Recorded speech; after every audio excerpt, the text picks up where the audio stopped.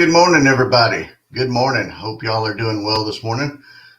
We have a exciting chats before the show, so we'll do a small introduction, and someone who doesn't need any introduction, the Mr. Stale Gum, Chris Harris. What is up? Sorry, I don't have any applause or anything like that prepared. How about those Rutgers Scarlet Knights, huh? There you go, brother. First tournament victory since '83.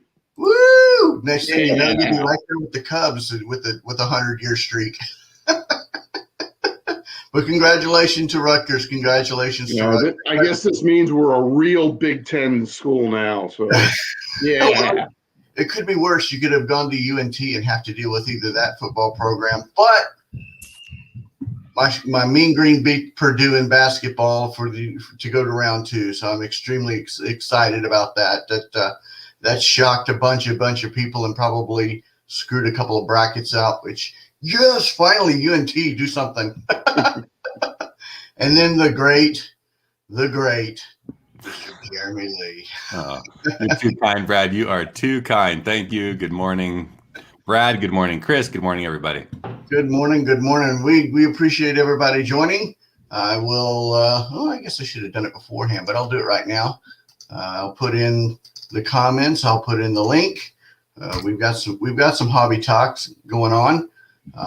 Let's start off first with probably something that I can talk to with firsthand experience, which is the Dallas Card Show. Last week was amazing. I didn't go Thursday night, and I'm kind of disappointed that I didn't go Thursday night because I heard it was lively then as well. But I did go Friday, Saturday, and Sunday, and man, the vibe was awesome. There was electricity. What's up, Logan? Electricity was in the air. Smell of money blowing everywhere. Big, huge deals going. 90% of the people. I'd even say 97% of the people were masked up still, which was extremely nice. It was extremely nice because that was one of my worries because I'm compromised, so I have to worry about that. I wore my mask the entire time, but pretty much everybody wore their mask. It was what's up, DH? So it was nice. It was nice to walk around. There was a lot of graded cards, and what was really interesting is there was a lot of vintage graded cards, which I didn't expect. But of course, I guess the natural progression of the hobby is taking that vintage and going into grading to make sure A, they're certified, B, they're protected, and C, to put some sort of opinion on what the grade is. So I can understand that completely. But the biggest talk of the town I can think of, next to the deals that were going on, was grading. And with PSA, with everybody being backed up, everybody was saying, well, what are you going to next? Everybody wanted to know what everybody wanted to do next. And everybody went, I don't know. So what was really interesting is everybody was complaining about the problem. Everybody was asking everybody what to do about the problem, yet everybody's still submitting to PSA. Everybody's still and so that problem was still there. And then on the new side, hybrid grading actually had some people repping them. The slabs were there, which live I've never seen the slabs live. They were really cool. Because they were colored. I think it was the 1990 Donruss was. Somebody graded a 1990 Donruss. But they put the red on there and it looked beautiful. It really looked beautiful. So for a hobby guy that likes that set, or that set's not 100% amazing, it really looked cool. I was impressed. So I like the slabs, but grading was big. People were wearing masks. The show was in 4 different rooms. 600 and I think the last count that I saw was 608 different booths. I visited every single one of them. I didn't shake a paw on every single one of them, but I walked by every single booth. They did have autograph signings. They did have, I mean, JSA was there authenticating. It was a good hot vibe. I was impressed. I was very impressed. Kyle did a fantastic job. I saw him. He was very present. He was very out there, very accessible. Anybody that said hello every single time I saw him, he stopped, did some fist bumps, said hello. It was very, very nice. I had a great time. It's right off a highway. It's off of a major highway, US Highway 75. It's at a hotel convention, and across the street, there's a bunch of hotels to go. So I had an absolute blast. So that's what questions I mean, please, everybody, ask whatever questions, because I spent a lot of time there. Spent a lot of time with Uncle Rich. So whole bunch of fun. I think just by your observation, about what percentage, just give a ballpark estimate, were from outside the Dallas-Fort Worth area? How many people drove in? How many people may have flown in just for this card show? Because this is really the only big card show that's going on right now, because the news came out this week that the Chantilly show is being delayed by a couple of weeks. Is it just people flying in just for this show? So I would give that, my first gut initial was 50%. wow. Really? That high. It wasn't really, it's probably more like the 70%. But everybody that I talked to either drove in, flew in. I met some guys that actually watched the Hobby Hotline and talked to them for a little while. That was a blast. I mean, that was really cool. And I can't remember. One of them flew in, one of them drove in. So there were some guys that came by Rich's booth that I asked, hey, were you local? Nobody was local. Everybody that I talked to was from out of town. So my guess is 50, but it was probably more in the 75, 80 range. But a lot of people that I talked to. 75, 80% local, or 75, 80% out of towners? Local, sorry. Local. Okay. Local. But still that's a lot for. It was very healthy. Yeah. Now, there were booths from all over the United States. There were people from all over the United States coming in and setting up, and I think next national, listen to me, the next show, I might actually do a review and go to every single booth and force myself to say, hey, are you I'm from Hobby Hotline, doing a little poll. Where are you, from Texas or not from Texas? And go to every single booth and see how many are from, and then just have that informal so that I can have a better accurate number for you. Because I think that's a pretty interesting question. And to know, is the Dallas Card Show pulling from just Texas and all over Texas, or how much of that contingency is being pulled from the rest of the United States, or even Canada? I mean, how many Canadians would actually be coming, because at a 600 and plus card show, you're not having that up north. So I don't know. And then go ahead. I'm sorry. We have the expo in Toronto. It's at least 600. It's big. I don't know the exact number, but and I wasn't at the Dallas show, of course, to be able to compare, but we have that. But in any event, I like Drew's comment. It's going to end up being a must go show very soon, and Logan's comment, it's going to morph into the Southern National. I think those are both very accurate comments. I know that here I am in Canada, and I was very envious of everyone that was there. I wanted to be there. I've been soaking up the post show content online now, and one of my questions for you was really, what was the vibe like? What was the mood like in the room? You mentioned the smell of money and that sort of thing. And, I guess I being there would have enabled me and anyone who wasn't to really sort of gauge the state of the hobby. What's the energy like? And that's kind of what I wanted to be there for. But moving forward, once the border opens up and COVID diminishes and all that, I don't know how I'm going to stay away to be honest. It seems like it's a must be at show, like some of the guys have said. And good morning to everybody in the chat as well so far. Yes. Dallas, not a lot of social distancing at that show, he says, which, but you mentioned, Brad, that most people were wearing masks. I saw one video with, there was one gentleman wasn't wearing a mask and everyone else I saw was. And I thought, that's it. It's an awkward position to take, but yeah, I agree. And this is something that I was just at the doctor's office yesterday. I got my first COVID shot, and then I haven't scheduled my second Pfizer scheduled shot yet. However, when I do get it, the question is, in that type of social setting, do you remove the mask? And my wife and I were talking about it at dinner last night. And until we get the herd mentality, or I'm not going to.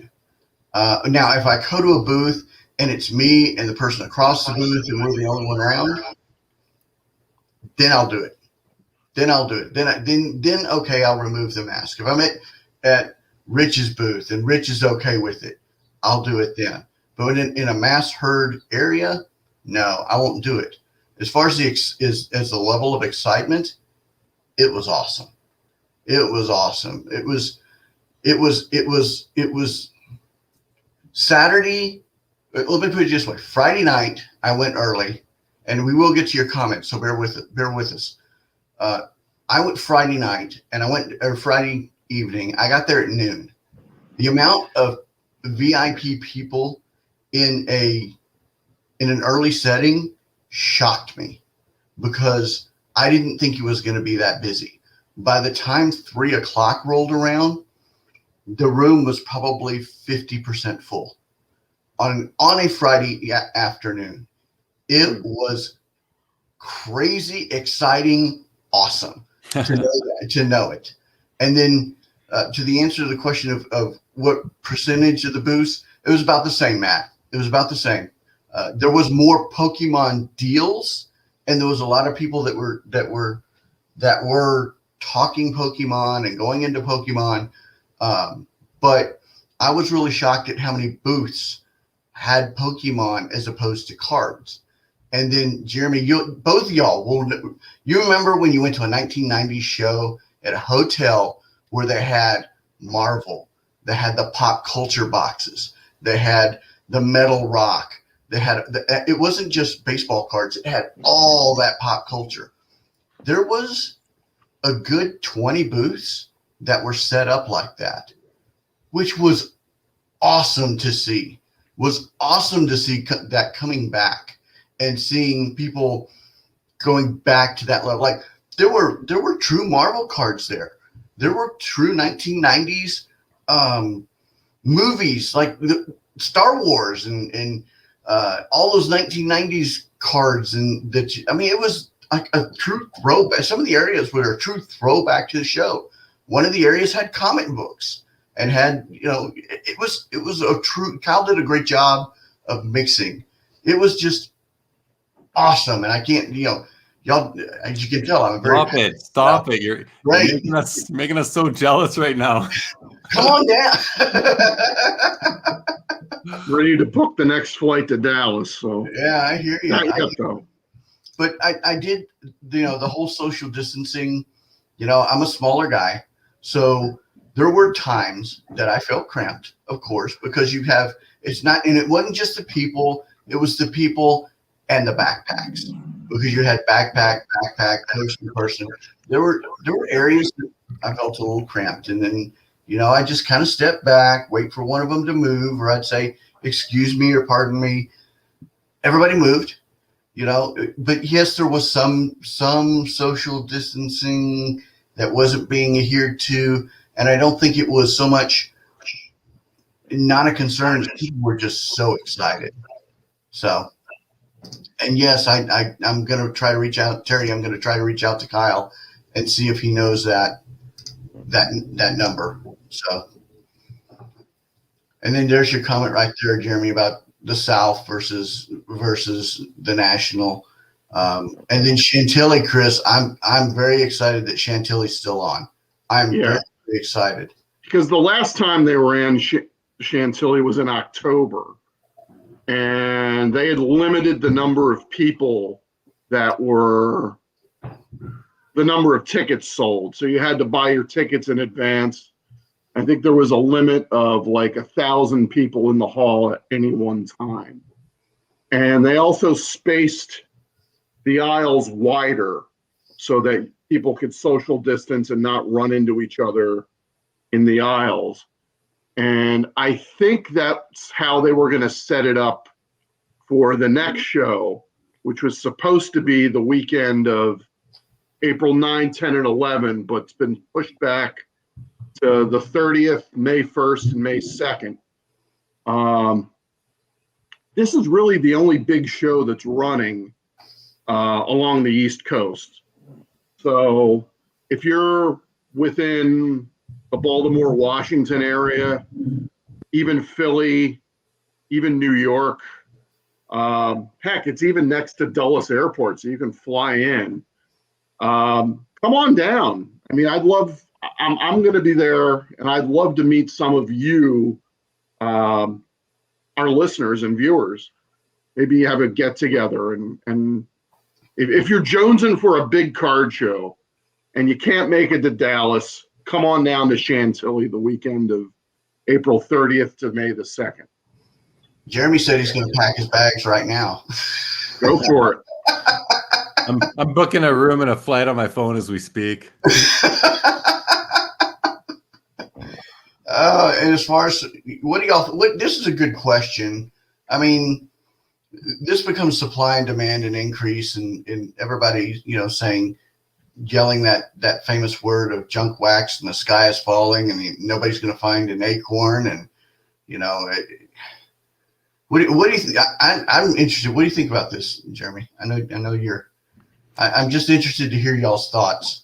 I think we're talking about retail product in this case versus singles on shelves, right? I think we're talking about local cards, local stores. So are we talking about LCSs or are we talking about Walmarts and Targets? I'm not sure, but I'll assume we're talking about Walmarts and Targets. That seems to be the whole retail issue that we've been talking about for months and months now, and it doesn't seem to have been getting any better. So I think the hobby's hot. Demand is very strong. People want there to be more product, but as soon as you do that, now all of a sudden the print runs have to be higher. We've heard from very many reliable people that the print runs can't get any higher because the vendors who do the printing for all the card companies are running at max capacity right now. So I think it's not going to get better. I don't think it may not get worse. This may be the current state may be what endures, but if more and more people come into the hobby, it will get worse if they can't find more vendors or speed up those printing presses. I think that's kind of what I'm thinking. Yeah, thanks for the clarification, Nick. Go ahead, Chris. I'm sorry. We know that for Series 1 Topps this year, the production is up. It's up anywhere from, depending on the retail or hobby configuration, anywhere from 75 to 90% over last year's Series 1. And Heritage is kind of starting to get into the market. And based on the pack odds on the back of the wrapper, we know now that the production of Heritage is 50% higher, at least, compared to last year's. So at least in the hobby version of these products, there's going to be more of it out there. But whether it gets all hoovered up by speculators or whether it gets held back by distributors, we don't know that yet. Yeah, I'm sorry. Go ahead. Oh, go ahead. I think that's a very, very interesting conversation point because we know. I mean, Brian Gray's been on the show before. We know it's not the printers, it's the cutters, it's the sorters. They're at max. I mean, even Brian said that in one of his print runs, he had people hand sorting and hand collating that by themselves. I mean, he hired people to do. They were in there doing it themselves, and that's not cost effective. and it's certainly not efficient.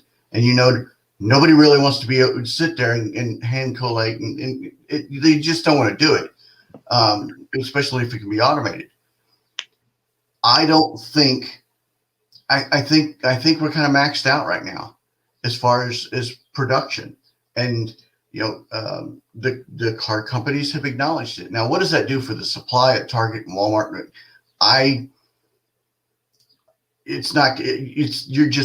It is what it is, guys. It is what it is. So you've got to become, as a manufacturer, you got to become more creative.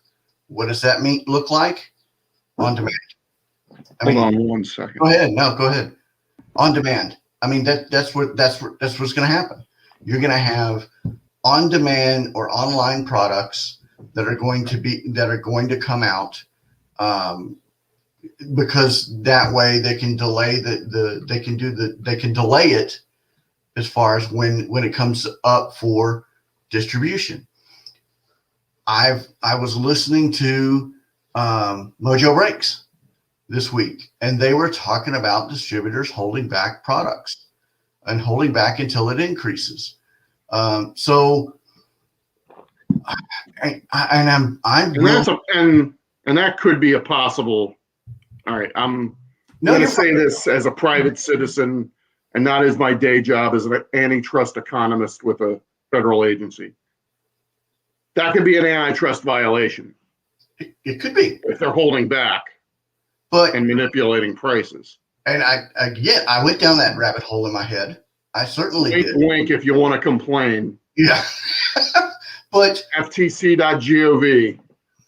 But as a business person, what does that? I mean, I paid for the product. You can't tell me what to sell the product at, because that's against the law. So if I want to put a box out there or not put a box out there, that's my prerogative. So and those I just glanced down this. Of course, it's been going on for years. What I hope is not happening, and I've seen it. I mean, I don't have firsthand, I have secondhand knowledge, is canceling orders. That's where I think you cross the line, is canceling orders. And I know it's been done because a friend of mine has had that done to him. So Brad, yes, I mean, we know there's the shortage. Nick's follow-up question is, then what's the best way to get cards in your opinion? I mean, that's the question for people who are jonesing for cards and they can't, is there a solution?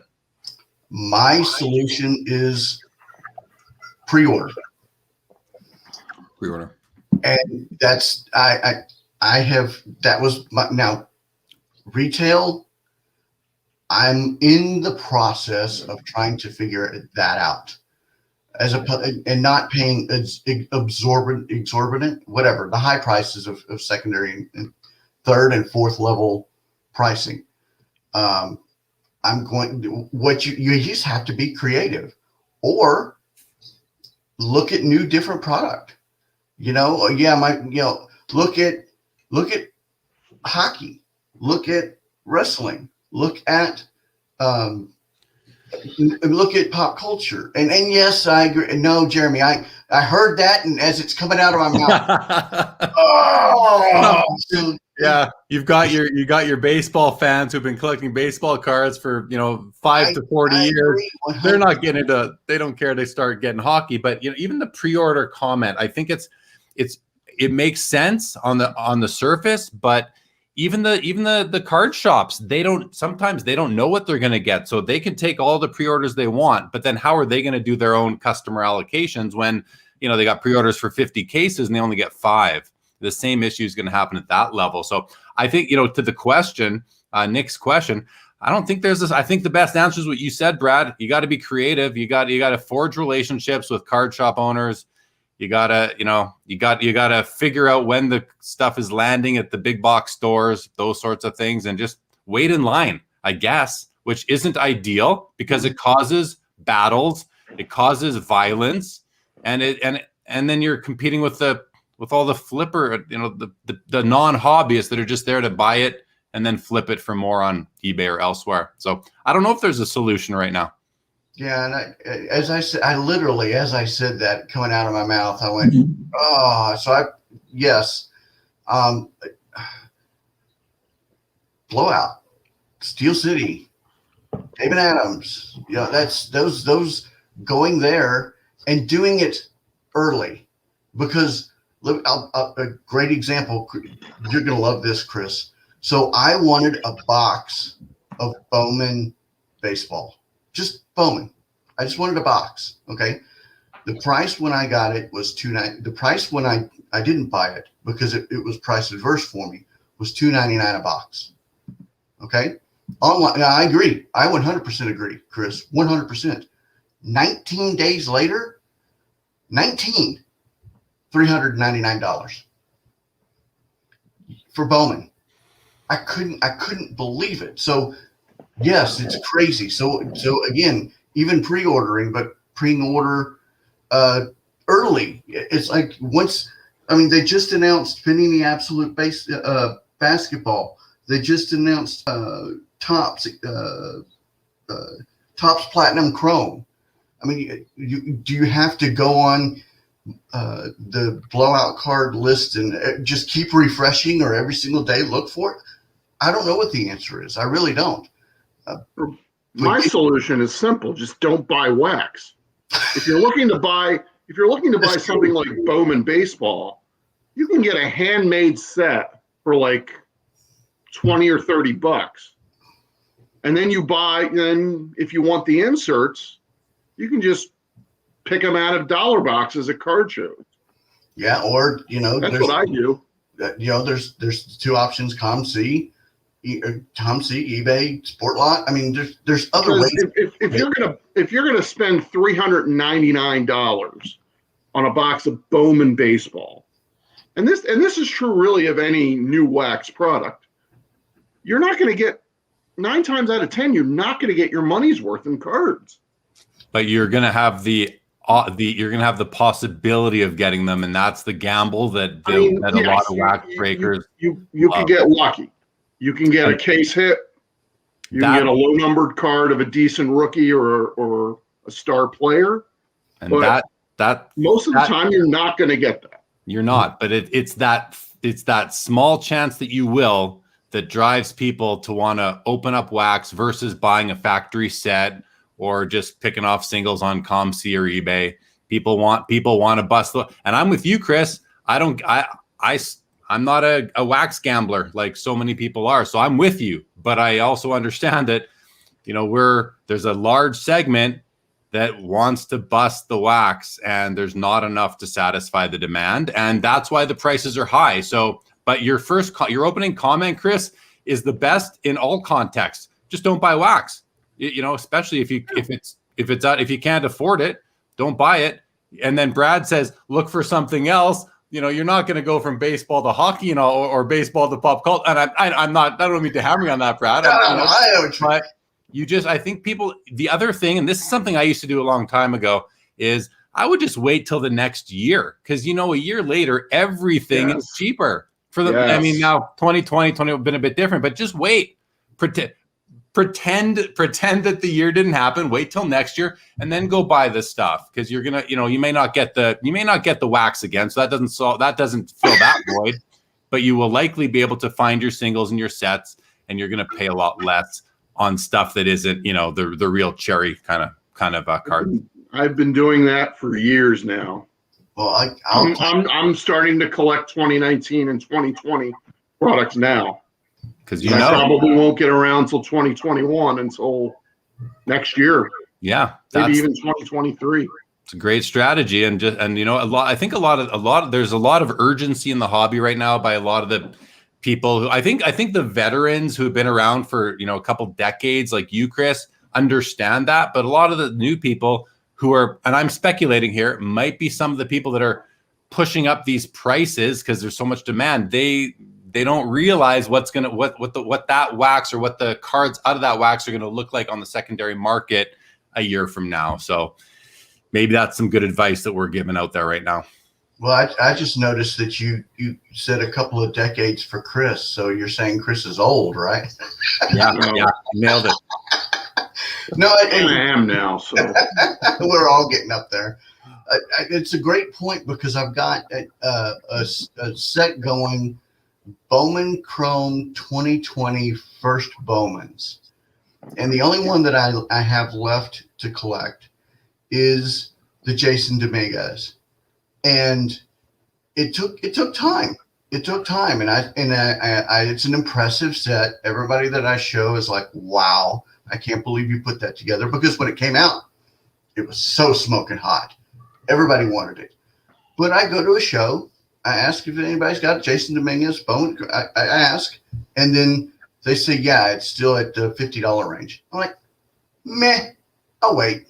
Because eventually that card's going to come down. It's the $20, $10. At some point, that card's going to come down. And when it comes down, that's when I'll complete my set. And that will be a very nice set to have. However, I got to wait. Is it not, because my OCD and ADHD is coming up, and it's like, I got to finish that set, but I'm not paying $50 for a card for a player that hasn't swung a bat yet. So for the longest time, patience would be your best friend, until last year when, there's people that I've heard it so many times now. I can pick up an 86 Fleer Jordan anytime. There's so many out there. I'll wait. And now all of a sudden, whatever grade was your target, it's now gone up in value. And I think some of that has crossed over to the wax segment as well. And people just, they realize their observations are such that everything's just going to go up in price. I can't wait. I got to get it. But if you've been around a long time, you know that even in times like this, it's going to get easier to get stuff down the road. Dutch tulips, kids. Dutch tulips. Dutch tulips. There you go. I hope that doesn't describe our whole missing hobby. out. Well, I put the call-in link to the chat. Sorry, I get so wrapped up in conversation, I forget that I have to actually do stuff. Pogs. Oh my gosh, here you go. I know Jeremy remembers these. We've talked about that. I hope they don't come back. Oh, well, I mean, let's well, I mean, yeah, whatever. They were literally fungible tokens. Yes, there you go. There you go. Literally. There you go. So that's the Dallas card show. God, I hate to bring this up, but you've got the 690K sale of the SP Jeter card reaction, where people are going, wow, that little.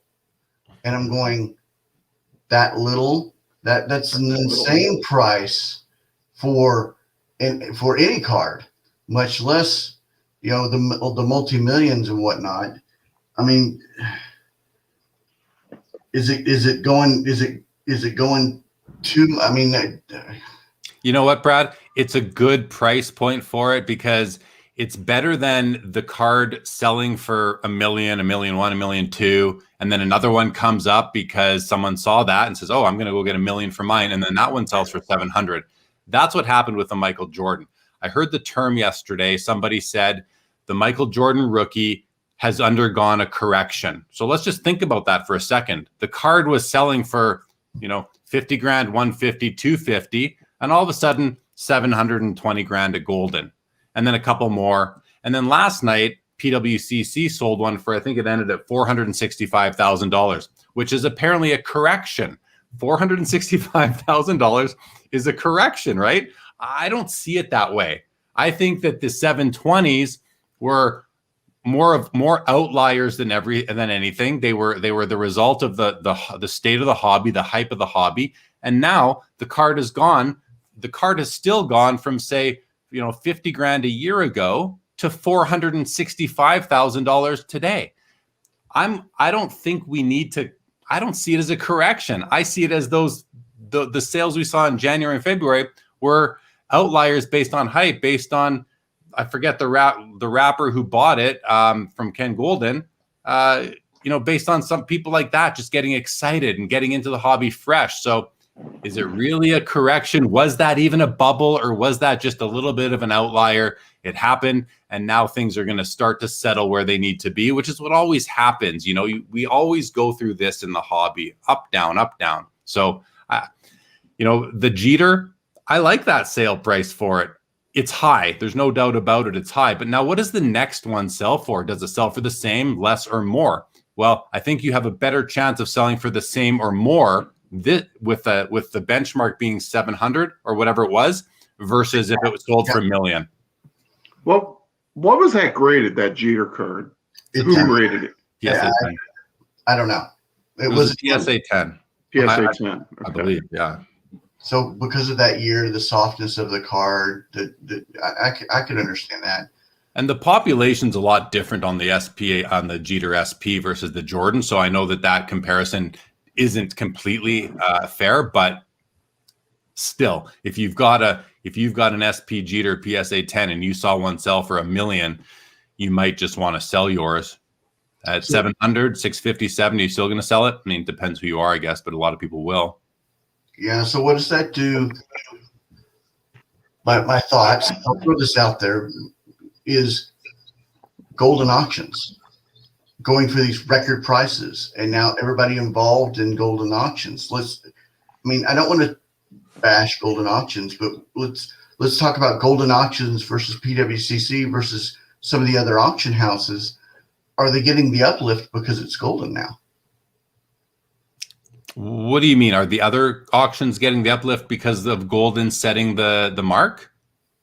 I want to be associated with Mark Cuban. I want to be associated with that group. I want to. The golden brand is what you're talking about. Okay, well that's it carries more prestige that's being sold by Kenny from Shop-A-Home back in the 90s. Yeah.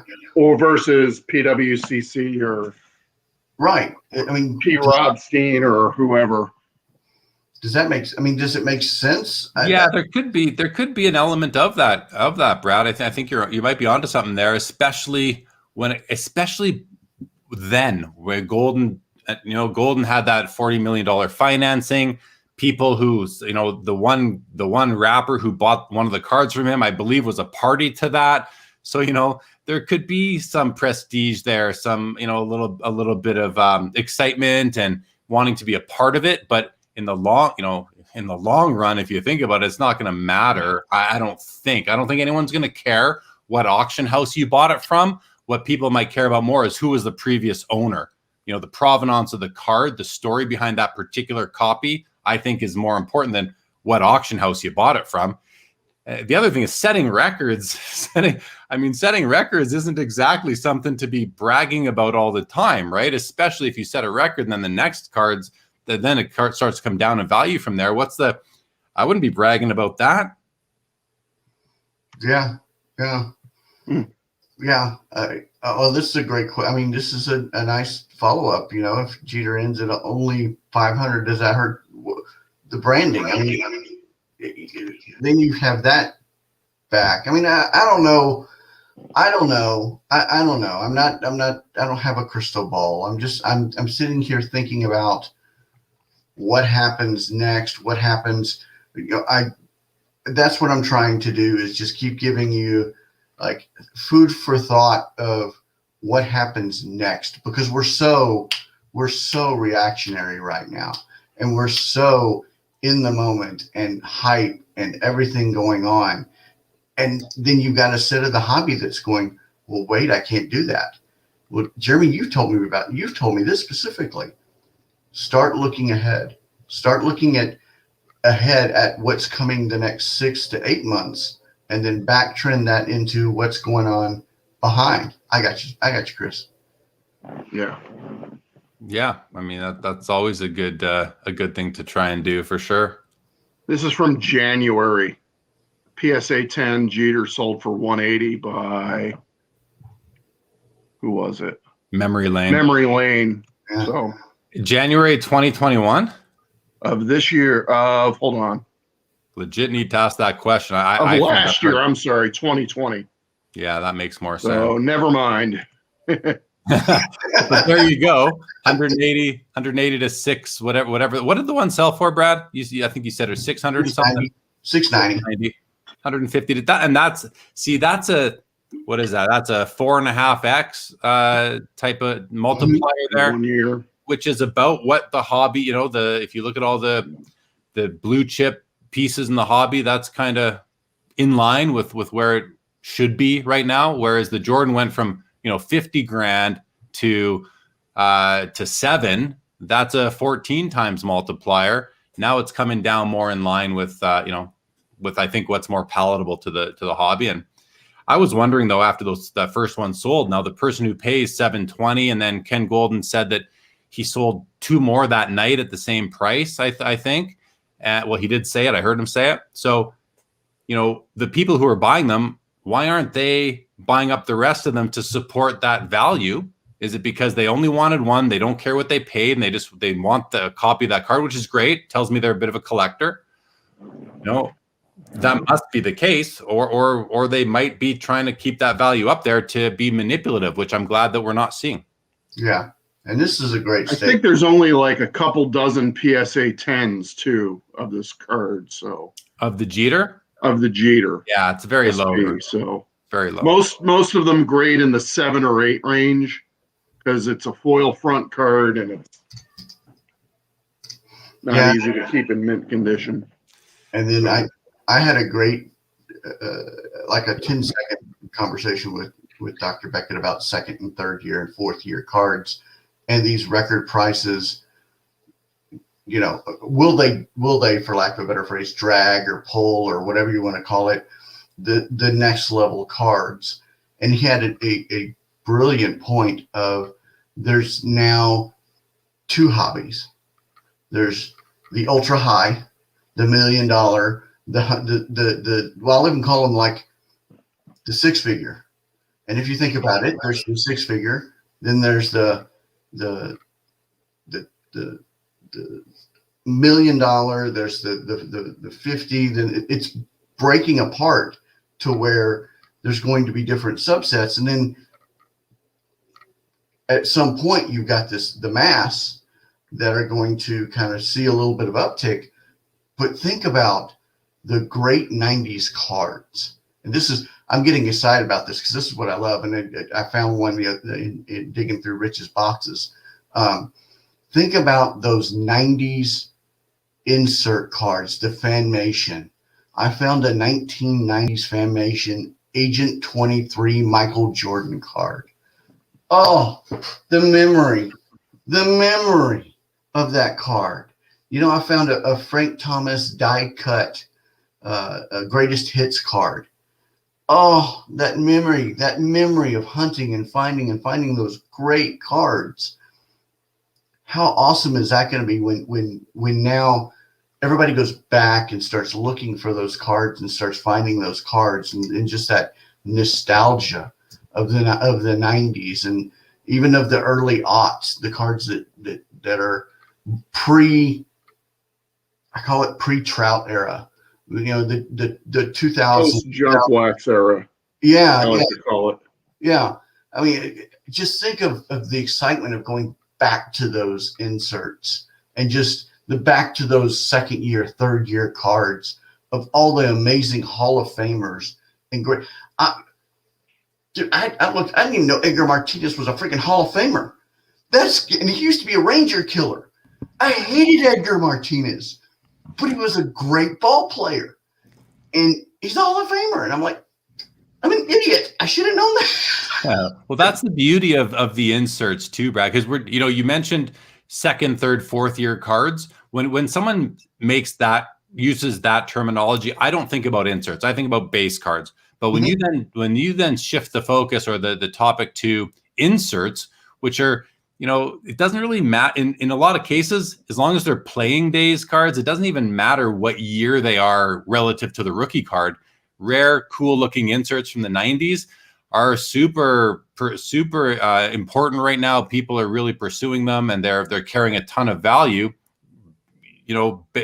regardless of what year they are from. So I'm with you on that, and it's a nice alternative to some of the a Jordan Fleer 86 rookie or a Jeter SP. If that's out of your price range, you've got a lot of really cool options out there of cards that are a lot rarer overall than those are anyway. So I think some savvy collectors are moving in that direction and have been for a while. This isn't a new thing, but more and more I think are going in that direction, and I think it's a really wise direction to go in.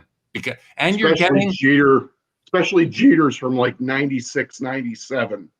I think 96 was his rookie year with the Yankees. So 96, 97-ish. So yeah, think about the Harold Baines, the 1981 Harold Baines rookie card. Dude, I found like 3 or 4 of them for 50 cents. And I'm like, he's a Hall of Famer. This is 81. Wow. 81, but barely. Come on, man. Why you gotta bash a Hall of Famer, man? but that's a good. I know this wasn't on the agenda, but Hall of Famers, just being in the Hall of Famer isn't good. Just being in the Hall of Fame isn't good enough anymore to be important in the hobby. Like you're still better. You're still more important than people who aren't in the Hall of Fame, but there are different levels of Hall of Famers, of course, and the lower level Hall of Famers, the hobby, in general, unless you're doing the PSA set registry or you're strictly a Hall of Fame collector, a lot of people don't even, and like you said, Brad, you just said it. I didn't even know Edgar Martinez was in the Hall of Fame. Not to take anything away from his career. I was a fan of Edgar Martinez, but I mean, just being in the Hall of Fame isn't enough to get hobby love anymore, like widespread hobby love. Yeah, in respect to, maybe it's because Harold Baines was a Texas Ranger. And I mean but I'm not picking on Harold. I'm picking on that whole lower. Just think about and then Craig Biggio. Well, Biggio played in Texas. Biggio bag. Maybe that's where I'm getting that from. But it's still the ability to go find players of that era, of the 80s and 90s, late 80s, early 90s era, still. And bring that love and that passion back to the hobby and not worry about that other stuff that's going on and 10 million and 4 million. And okay, so you've got the money to pay $10 million in cards. I just bought a Hall of Famer for 50 cents. Joke's on you. Yeah. Well, yeah. And it's like you said. It's like Dr. Beckett said too, right? You've got people playing in that $1 million level, or even if you want to call it 6 figures and up, and then you got everybody else. And there are so many options for the everybody else if you just kind of try and hone in on your savvy, the savvy part of your brain, and look for these under the radar cards. And a lot of the inserts have always been that, and there's still plenty out there. So that's my advice to people now. And that's advice that a lot of great hobbyists give is look for the rarity. I know some collectors they have great collections, 7-figure collections, and they don't care about the Jordan 86 Fleer. Why? Because they can go on eBay any day and find 100 of them, 200 of them. Same with a Jeter. I mean, you're not going to find PSA 10s, but you're not going to have you can always go and find one. And even if they go up in price, you can always still find it. And that's not exciting for a lot of people. A lot of people want the rarity. And that's where the insert revolution is upon us because of the rarity. So that, again, I think it's good advice to give. No, don't go after those. Don't go digging through monster. No. Don't collect late 90s. Stick with your 86. Don't collect early 2000s. Not yet. Stick with your commodity cards, guys. Not until leave the interest to us. My checklist. Yeah. Then you can. Oh, speaking of, I saw something that was really cool. This just completely I was digging through a monster box with a hobbyist, and I was sitting there, and he walked up and he lays down this spiral notebook, and I'm like, okay, well then I start noticing as he's digging through the boxes, he's referencing the spiral notebook, and I go, hey, what's in your spiral notebook? And for brains that aren't like yours, Chris, that can't hold the knowledge, okay, he took every single in football, baseball, basketball, he even had hockey. Every year he wrote down the whatever, the year, and then the rookies, and then who else he would want to collect. And in his sheet was from, I think it went back to like 74 all the way to now. And it was a pretty good bet. But once he had that, he marked it off. And I thought it was so cool to see somebody who actually, did that and marked it. I guess the marked it off part and that completion part of it is what really was like, oh, how cool is that you've got somebody who's purist, who has a brain like mine, that can't remember everything, that had a spiral notebook for reference and was truly looking through to collect. I thought it was really cool. I don't know how keep that in your brain, but I'm like, no way. And before I put all my want lists on my website, I used to carry a notebook, spiral bound notebook with all my want lists, and take that to shows with me.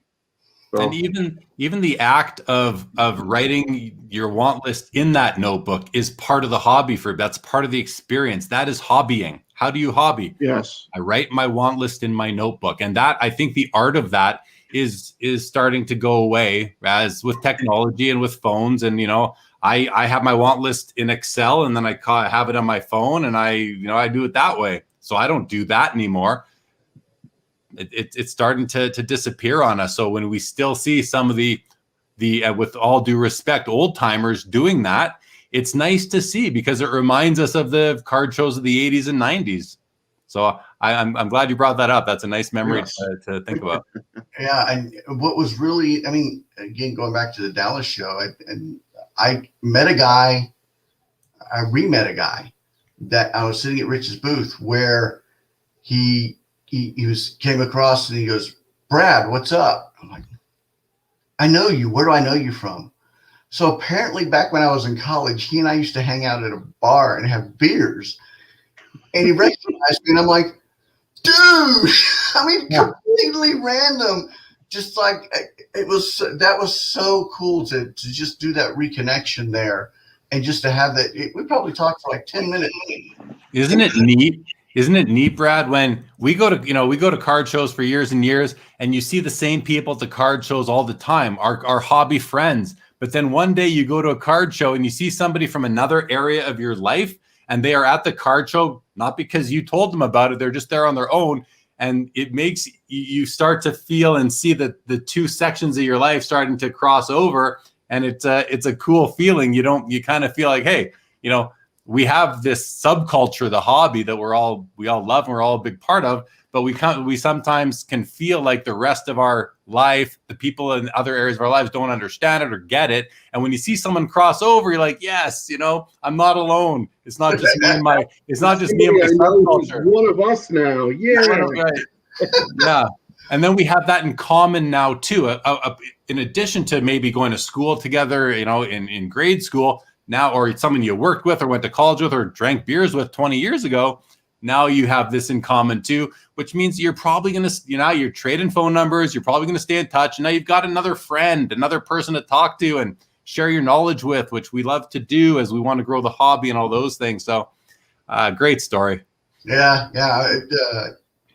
There's another gentleman that, I used to work with, used to sell to, and he came across, and I haven't talked to him like 5 years. It came across, and I'm like, dude, it was a really cool time. It was a really cool time. And just those memories keep flooding back as we continue. I hate to keep dominating the conversation, but it's really kind of cool how the hobby is just spreading throughout the entire life. And that's what's really cool about the growth of our hobby. We need to really understand it's not just people coming in for money, and it's not just people coming in for to make a buck.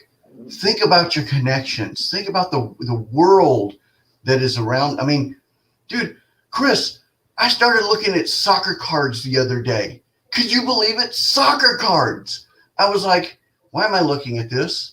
It's soccer. And then you know what? Everybody else likes soccer. Why am I holding back? Why am I being the bump on a log?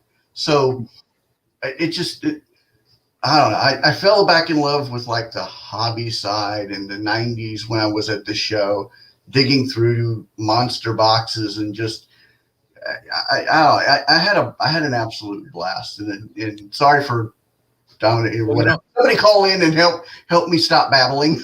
Well, Brad, you talk about, the comments you just made about soccer, you're like, why am I holding out? Well, number one, you can get interested in another subject, another sport because of cards. You can become a fan of a sport or a team or a player simply because of cards. I don't think there's anything wrong with that. Nothing to be embarrassed about with that. Yeah. So if you're and you're also going to now have the option to explore and learn about the cards within that genre itself. And that is fun to expand what interests you and to expand your knowledge base, your hobby base. So I don't think there's anything wrong with that. And it's nice to hear that, you and other people, I've expanded into new genres within cardboard as well this year because I'm interested in it. I didn't know it existed, that sort of thing. It's fun. It's fun. And it keeps our brains and our passion for cardboard active. And I think that's a wonderful thing, but you said before, Brad, I don't want to dominate the conversation, but you're raising some awesome points that are just fun to talk about, fun to think about, especially as, veteran type hobbyists. It's fun to think back to a lot of these topics. Yeah. I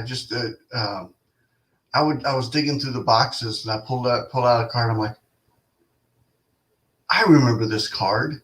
I remember this. And then the whole day popped into my head and the whole nostalgia of what was going on during that time frame in my life and going to Big Bob's in Plano, going to Triple Cards and just going to those various hobby shops now, and it just that nostalgia was great. So we got always learning. Always learning. Yeah. We got 2 minutes. Chris, go ahead. They're yours. I'm gonna give them to you. I don't know what to say. You boo.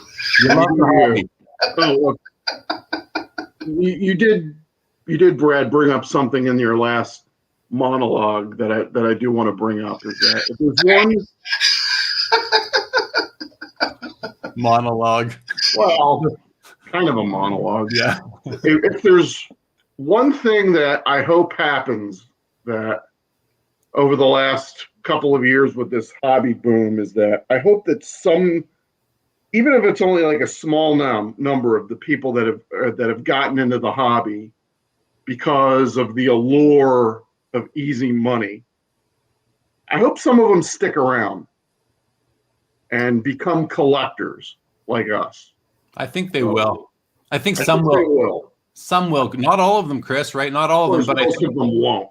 The ones who got back in, during 2020 and so far in 2021 because they were looking for a hobby, because they needed to fill their time. Last night I was thinking to myself, I was literally thinking to myself last night as I was sitting right here, what would I be doing with all my time if I did not have this hobby? And I don't know. I would feel sorry for myself if I didn't have this hobby right now because I wouldn't enjoy my life as much. The hobby makes my life better. That's just a fact. I love it. So I think a lot of people who found the hobby in 2020, 2021 will stick with it. But those who found it with dollar signs in their eyes only will eventually go away because so many people have said, if you haven't made money in the hobby in 2020, well, what are you doing? Well, if everyone's making money, doesn't somebody have to be losing money along the way somewhere, somehow? Someone's got to be, there has to be a balance there. So I just think that, a lot of these people who came back in, as Chris said, many of them will stick with it because they've awoken the hobby gene within them. That's probably the best comment to end it on, don't you think? That's a On the show this week. yeah. I mean, I continuously say you do you, boo, but that truly sums up the whole conversation of you do you, and just hobby your way, as they like to say. But we appreciate everybody watching. We appreciate everybody joining in. We appreciate the comments. We really, really enjoy, the interaction. Just hobby your way, enjoy it.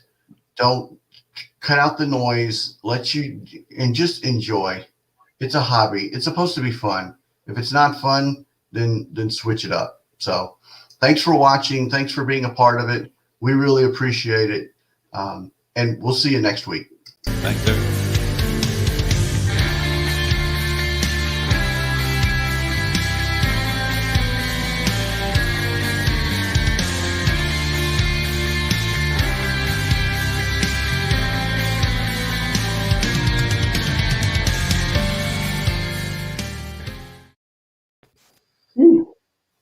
That was really good. That was a really good show. I